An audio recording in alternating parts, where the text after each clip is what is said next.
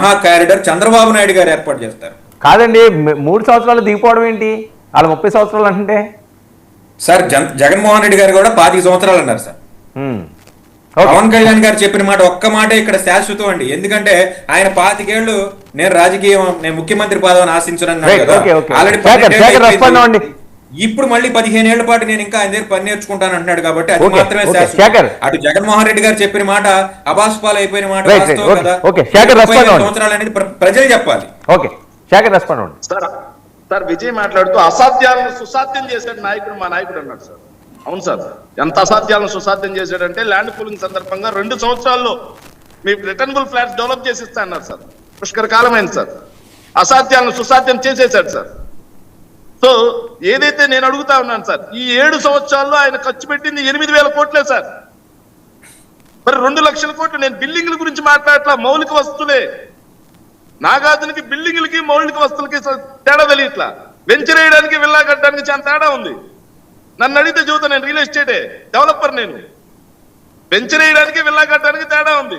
Venture rate వేరు, villa rate వేరు. Venture అంటే రోడ్ వేస్తావు, డ్రైనేజ్ వేస్తావు, ఎలక్ట్రిసిటీ లైన్ తెస్తావు, వాటర్ ఇస్తావు, అది వెంచరు. అవి డెవలప్ చేయడానికి ఎకరాకి 2 కోట్లు అంటున్నారు, బిల్డింగ్ కట్టడానికి కాదు. సో ఆ 2 కోట్లు పెట్టాలంటే 2 లక్షల కోట్లు అవుద్ది. వీళ్ళు సంవత్సరానికి 1,00,000 రూపాయలు, ఏదైతే 1000 కోట్లు ఖర్చు పెట్టుకుంటూ పోతే మరి 2,00,000 ఎకరాలు డెవలప్ చేయడానికి 200 సంవత్సరాలు పడుతుంది. 200 సంవత్సరాలు. అసాధ్యం సుసాధ్యం. చంద్రబాబు నాయుడు గారు 2 సంవత్సరాల తర్వాత, 200 సంవత్సరాల తర్వాత కూడా అజరామరంగా ఉంటారు సార్. ఎస్, ఇక దేశంలోని అన్ని పార్టీలు మద్దతు తెలిపాయని చెప్పి మాట్లాడు సార్ విజయ్. అదేందో సార్, నేను పార్లమెంట్ లో చూస్తే విజయేంద్ర యాదవ్ సంథింగ్ సమాజ్వాదీ పార్టీ అతను సార్, నిన్న పార్లమెంట్ నేను చూశాను సార్. ఆయన బుద్ధి లేని పని చేశారు. వైజాగ్ అనేది వాళ్ళ స్టేట్ కి మంచి క్యాపిటల్, మంచి సిటీ, దాన్ని క్యాపిటల్ చేసుంటే పోయేది. సో ఏదైతే ఆహార భద్రత లోపం వచ్చే విధంగా 3 పంటలు పండే భూముల్లో రాజధాని ఎవరైనా పెడతారా అని చెప్పేసి సమాజ్వాదీ పార్టీ ఎంపీ ఉత్తరప్రదేశ్ యాదవ్ అనే అతను అద్భుతంగా మాట్లాడాడు సార్. అది నేను చూశాను, నా కళ్ళకు కనిపించింది. ఎందుకంటే పార్లమెంట్ లైవ్ చూశానన్న. వాళ్ళకి కనిపించకపోతే నేనేం చేయలేను సార్. నాగార్జున మాట్లాడుతూ నన్ను రాసుకోమన్నట్టు రాసుకున్నా సార్, నాకు చదువచ్చు దయచేసి. నాగార్జున చెప్పాడు కాబట్టి రాసుకున్నాను సార్. నాగార్జున క్రెడిట్ చోరీ గురించి మాట్లాడండి సార్. అద్భుతం సార్, ఎంత అద్భుతం అంటే క్రెడిట్ చోరీ. నేదురుమల్లి జనార్దన్ రెడ్డి గారు కట్టినటువంటి హైటెక్ సిటీ నాది అని చెప్పుకున్నాడు చూడు. క్రెడిట్ చోరీ ఎవరిది? రింగ్ రోడ్ రాజశేఖర రెడ్డి గారిది అయితే ఎవరిదని చెప్పుకుంటున్నారు. శంషాబాద్ ఎయిర్పోర్ట్ ఎవరిదని చెప్పుకుంటున్నారు. పివి ఎక్స్ప్రెస్ వే ఎవరిదని చెప్పుకుంటున్నారు. మెట్రో ఎవరిదని చెప్పుకుంటున్నారు. ఫైనాన్షియల్ డిస్ట్రిక్ట్ ఎవరిదని చెప్పుకుంటున్నారు. సచివాలయాలు ఎవరేం చెప్పుకుంటున్నారు. పోర్టు ఎవరేం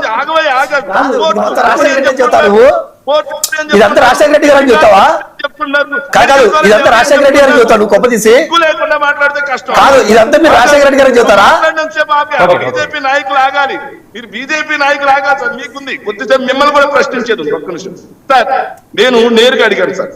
సచివాలయ బిల్డింగ్ లో 52 లక్షల స్క్వేర్ ఫీట్ కి సంబంధించి 14,726 రూపాయలతో కడుతున్నారు కదా. ఆ రేటు ఈ భూమండలం మీద ఎక్కడా లేదు. ఇప్పుడు శేఖర్ ఇంక లెక్కలు మాట్లాడుకుంటా వెళ్తే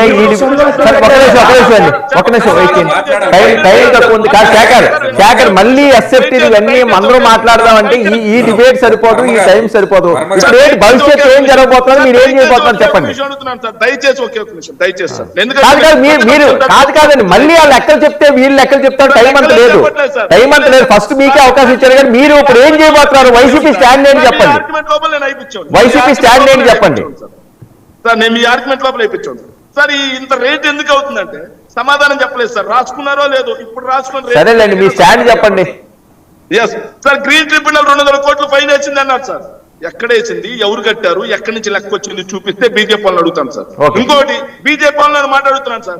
రాష్ట్రం మీద అతి ప్రేమ చూపిస్తున్నటువంటి కాసరగడ్డ నాగార్జున లాంటి కొత్త బీజేపీ వ్యక్తులు, మొన్నటి వరకు కాంగ్రెస్, కొత్త బీజేపీ వ్యక్తులు మాట్లాడుతున్నాం. ఇదే అసెంబ్లీ, ఇదే పార్లమెంట్ సాక్షిగా దుగ్గరాజపట్నం పోర్ట్ ఏమైంది, ఇదే పార్లమెంట్ సాక్షిగా ఇచ్చినటువంటి రాయలసీమ ఉత్తరాంధ్రకు సంబంధించినటువంటి స్పెషల్ ప్యాకేజీలు ఏమైనాయి, ఇదే పార్లమెంట్ సాక్షిగా ఇచ్చినటువంటి కడప స్టీల్ ప్లాంట్ ఏమైంది, ఇదే పార్లమెంట్ సాక్షిగా అమరావతి కోసం ఇస్తా అని చెప్పినటువంటి గ్రాంట్స్ ఏమైనాయి, లోన్స్ కానీ మేము అడిగేది ఇది కట్టాల్సినటువంటి లోన్స్.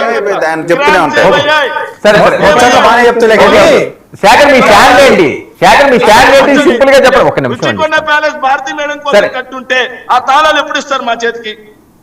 ఎప్పుడు ఇస్తారు మా తాళాలు మా చేత? ఆ తాళాలు ఇమ్మంటే ఆ డబ్బులు ఇమ్మంటారు. నేను పోను, ఎందుకు వచ్చింది ఇది? ప్రభుత్వ భవనాలు వాడుకోవడం చేత కానీ తత్తమ్మలు ప్రతిరోజు సరే ఓకే ఇస్తారా? ఓకే ప్రతిరోజు వాడుకోవడం చేత అయితే వాడుకోండి, లేదా పైకి దూకి చావండి.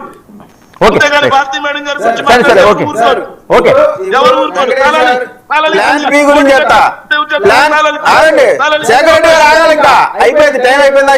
ప్లాన్ బి అనేటువంటిది ఖచ్చితంగా వైఎస్ఆర్ కాంగ్రెస్ పార్టీ అమలు చేస్తుంది. ఆ ప్లాన్ బి అమలు ఏంటంటే ఇట్లా మీడియాకు సంబంధించిన డిబేట్స్ కి ప్లాన్ బి లో విశ్లేషణ అనే ముసుగులో కన్నా రజనీనో, సింగళూరు వెంకటేష్ గారినో, కేఎస్ ప్రసాద్ గారు, అది మీ ప్లాన్ బి.